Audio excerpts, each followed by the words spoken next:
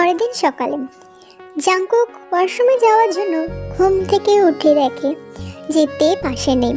তাই তাড়াতাড়ি উঠে বাইরে গিয়ে দেখে তে কিচেনে কিছু একটা করছে। এত সকালে রান্নাঘরে কি করছো? তে খানিকটা চমকে যায়, প্লাস ভয়ও পেয়ে যায়, যার ফলে বিষম খেয়ে ফেলে। জাংকুক তাড়াতাড়ি তের কাছে যায়। আরে আস্তে আস্তে। জাংকুক সাথে সাথে তেকে জল দেয়। জলটা খাও আর বলো, এত সকালে রান্নাঘরে কি করছো তুমি? আসলে আসলে কি? আসলে আমার না বড্ড খিদে পেয়েছিল, তাই আর কি, মানে এই ব্রেডটা সেকেছিলাম খাবো বলে। খিদে পেয়েছে? তাহলে আমাকে ডাকতে পারতে তো। আর না তোমাকে আমি মানা করেছিলাম রান্নাঘরে ঢুকতে? কি করতে রান্নাঘরে এসছো? আর এখন সবে 4টে বাজে। সো তাড়াতাড়ি খাও, গিয়ে শুয়ে পড়ো, আমি ওয়াশরুম থেকে আসছি। 5 মিনিট পর জাংকুক রুমে আসে। দেখে তে জাংকুকের থেকে 1 মাইল দূরে সরে শুয়ে আছে। তাই জাংকুক সাথে সাথে বেডে গিয়ে তেকে টান দিয়ে কাছে টেনে নেয়। আমার থেকে দূরে শুয়েছো কেন? না মানে, যাই হোক, আর এরকম করবে না। আচ্ছা আচ্ছা ঘুমো। আজ লাঞ্চে জিমিন ইনভিটেশন দিয়েছে, তো আমি আর তুমি সেখানে যাব, মানে ওখানে আজকে আমরা লাঞ্চ করব। তারপর জাংকুক আর তে ঘুমিয়ে পড়ে আর জাংকুক তেকে জড়িয়ে শুয়ে পড়ে। শোনেন না, বলছি কি পরে যাব জিমিন দিদির বাড়ি? যা ইচ্ছে তাই পরো। আচ্ছা দেখো না, এই শাড়িটা পরবো নাকি এই কুর্তিটা পরবো, বুঝতে পারছি না, একটু বলো না। শাড়িটা পরতে হবে না, একটা কাজ করে তুমি কুর্তিটাই পরো। আচ্ছা, আর তুমি কি পরবে? দেখি, শার্ট পরে যেতেও পারি বা আদার্স যা আছে কোনো একটা কিছু পরে যাব, ভেবে দেখছি পরে। তাহলে একটা কাজ করো, আমি তোমাকে জামা বেছে দিচ্ছি, তুমি আমার সাথে ম্যাচ করে এটা পরো, তাহলে ভালো লাগবে দেখতে। আচ্ছা মহারানী, যা তোমার হুকুম। জিমিনের বাড়িতে তারা পৌঁছালো সকাল 11টা নাগাদ এবং সাথে কিছু নিয়ে গেল ফল এবং ফুল। জাংকুক নিতে চাইছিল না ঠিকই, কারণ জাংকুক জানে জিমিন এরকম পছন্দ করে না যে কেন আনবে কি করবে, কিন্তু তের কথা হচ্ছে যে একজন তাদেরকে নিমন্ত্রণ করেছে, তাদের হাতে তো খালি হাতে যাওয়া যায় না, যার জন্য তে বলেছে ঠিক আছে তাহলে এমন কিছু নিয়ে চলো যেখানে ওটা লোকে সবাই খেতে পারে এবং জিমিন দিদি খুশিও হতে পারে। তো সেই জন্য তের পছন্দ অনুযায়ী তে ছোট একটা গোলাপের তোড়া নিয়েছে আর কিছু ফল নিয়ে গেছে যারা ওটা তোমার লাঞ্চের পরে খেতে পারে। জাংকুক, তোকে আমি এগুলো মানা করেছিলাম, তো এগুলো কেন আনতে গেলি? আর জিমিন দিদি বলছিলাম যে কি এতে ওনার কোনো দোষ নেই, অ্যাকচুয়ালি আমি বললাম যে কেউ ইনভিটেশন দিয়েছে সেখানে খালি হাতে যাওয়াটা ভালো লাগে না, তাই জন্য আমি এগুলো নিয়ে এসেছি। আচ্ছা যাই হোক তে, আমি খুব খুশি হয়েছি তুমি এনেছো, কিন্তু আমি কিন্তু এইরকম পছন্দ করি না, তুমি আর আনবে না হ্যাঁ। আর তুমি এসছো আমি খুব খুশি হয়েছি, কেননা তোমাদের বিয়ের পর এবং তোমার এটা প্রথম আমার বাড়িতে আসা, তো আজকে আমি পুরো নিজের হাতে রান্না করব, তুমি আমার পুরো বোনের মতো এবং আমাকে দিদির চোখে দেখবে, যা ইচ্ছা যখন যা ইচ্ছে তুমি তখন তাই বলবে। জাংকুককে পাত্তা দেবে না, ও ফার্মে যাক, ওর জন্য সুগা আছে, সুগার সাথে যা করবে তুমি আমার সাথে থাকবে আজকে, ঠিক আছে? সব সারাদিন তুমি আজকে আমার সাথে থাকবে এবং বিকেলে আমরা ঘুরতে যাব, আমরা একসাথে থাকবো, ঠিক আছে? আসো ভেতরে আসো। ঠিক আছে জিমিন, পরে দেখে নেব, এইভাবে এখন আমাকে অবহেলা করছিস? আমার বউকে আমি নিয়ে এসেছি বলে দেখা যাবে। সুগা কোথায়? সুগা এখনো আসছে না কেন? ওর না তোকে এসে হেল্প করার কথা ছিল, ওই বিড়ালের বাচ্চাটা কোথায়? তুই আগে ফোন কর ওকে। আমি এসে গেছি, আমি এখন একা থাকতে পারবো না, আমি জানি তুই তেকে নিয়ে চলে যাবি, আমি একা কি করবো? তুই সুগাকে এক্ষুনি ফোন লাগা। আরে ফোন লাগাতে হবে না, আমি চলে এসেছি জাংকুক। আরে ভাই বড্ড জ্যাম, বুঝিস তো কলকাতার রাস্তা, তার মধ্যে আমি হাওড়ার দিকে থাকি, ওখানে তো আমার কাছে কোনো আর উত্তর নেই, বুঝে যা কি হয়েছে, কি জ্যাম। এবার যাই হোক, কিরে জিমিন আজকে লাঞ্চে মেনুটা কি? তোর মাথা, আর কিছু না। আয় আমাকে একটু হেল্প করবি তুই।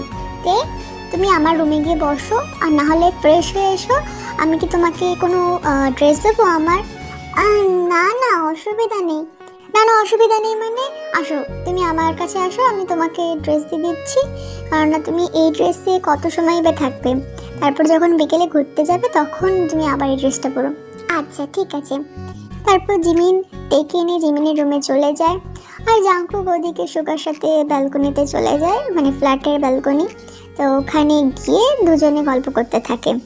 কিরে জাঙ্কুক, তুই তো সচরাচর তোর হসপিটাল ছুটি নিস না, তুই কি আজকে ছুটি নিয়েছিস? আরে কি আর করবো, জিমিন যেভাবে জোর শুরু করেছিল তো আমি ছুটি না নিলেও পাচ্ছি না। হ্যাঁ সেটা, বাবা আমি কিভাবে যে আজকে আমার হসপিটালটা ছুটি নিয়েছি, মানে আমাকে বলছে যে কি আমি আজকে ছুটি নিলে আমাকে কোনো একদিন নাইস ডে করতে হবে।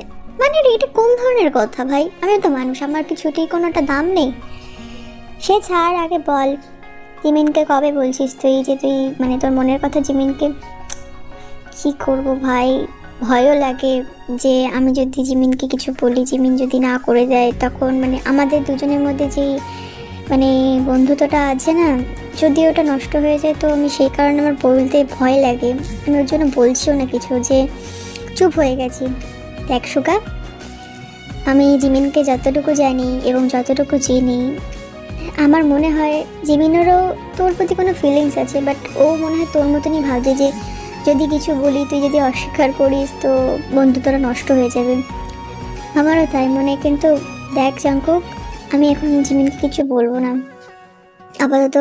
সবে আমরা মানে যাই হোক আমাদের তিনজনের হসপিটাল সেম, হ্যাঁ আমরা আলাদা প্রফেশনে আছি, কিন্তু তাও দেখ জাঙ্কুক, আমি এখন জিমিনকে বলতে পারবো না, ভয় লাগে যদি জিমিন কথা বলা বন্ধ করে দেয় তখন আমি কি করব।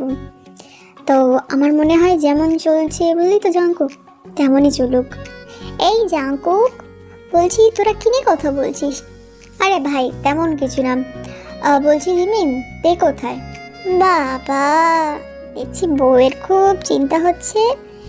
কেন বলছিল যে আমি পিচ্ছি বউ বিয়ে করবো না, সে আবার ছেড়ে চলে আসার প্ল্যান করছিল। দেখ Jimin, past is past, so আমি এখন পাস্টের কোনো কিছু ভাবি না, যা হয়েছে হয়ে গেছে।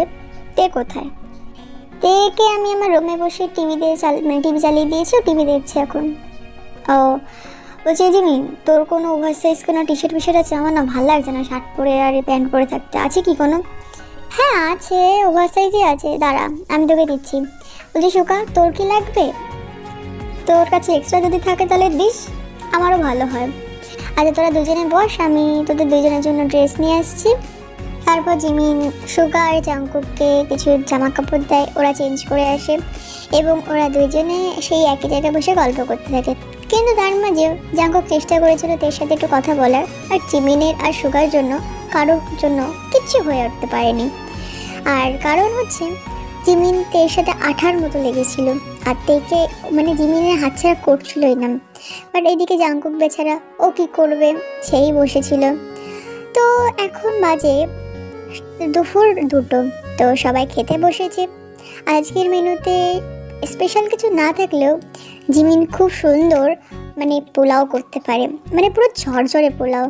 তো আজকে সেই কারণে জিমিন পোলাও করেছে, কষা খাসির মাংস করেছে, আর সাথে ছিল হচ্ছে ডেজার্টে, এখানে তের কাছ থেকে শুনেছিল তের কি পছন্দ, তো তের জন্য পায়েস করেছিল জিমিন, আর বেশি কিছু না, হালকা চাটনি আর পাঁপড়, এটা ছিল তাদের আজকে মেনু। আর সেকেন্ড হচ্ছে তো ফল কিনে নিয়ে এসেছিলো, তার কিছু ফল কাটা ছিল যাতে লাস্টে খাওয়ার পরে খাওয়াটা হয়। তারপর সব খেতে বসেছে। এবার জাঙ্কুক বুঝে উঠতে পারছে না যে কী খায় কী খায় না। পরে জিমিনের ইয়েতে জিমিন তের কাছে সব শুনেছে তে কী খায়। জিমিনকে মানে জিমিন তেকে পাশে নিয়ে বসিয়েছে, মানে জাঙ্কুকের ধারে কাছে ঘষতে দিচ্ছে না তেকে। এতে জাঙ্কুকের কিছুটা খারাপ লাগলো, কিন্তু কিছু বলতে পারছে না মুখ ফুটে, কারণ সে তার বান্ধবীকে চেনে যে সে কেমন। যাই হোক, সবাই খাওয়া দাওয়া হয়ে যাওয়ার পর যখন সোফায় বসে তখন তে বলে ওঠে, বলছি জিমিন দিদি আমরা বিকেলে কোথায় ঘুরতে যাবো? এখনো প্ল্যান করিনি, বাট তোমাকে এনে প্রিন্সেপ ঘাট যাওয়া যেতে পারে। না জিমিন, ওখানে ওকে নিয়ে যাবো না। কেন ওখানে নিয়ে যাবি না?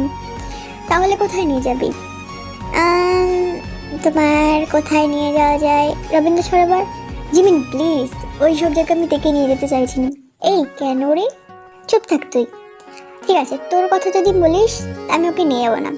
আমরা তাহলে ভিক্টোরিয়া করতে যাবো, এটাতে তুই রাজি তো? ঠিক আছে, আমি রাজি। ভিক্টোরিয়ার কোথায় যাবি? ভিক্টোরিয়ার পর ময়দানে বসবো। জিমিন, ময়দান তো কি হয়েছে? আমরা তো থাকবো।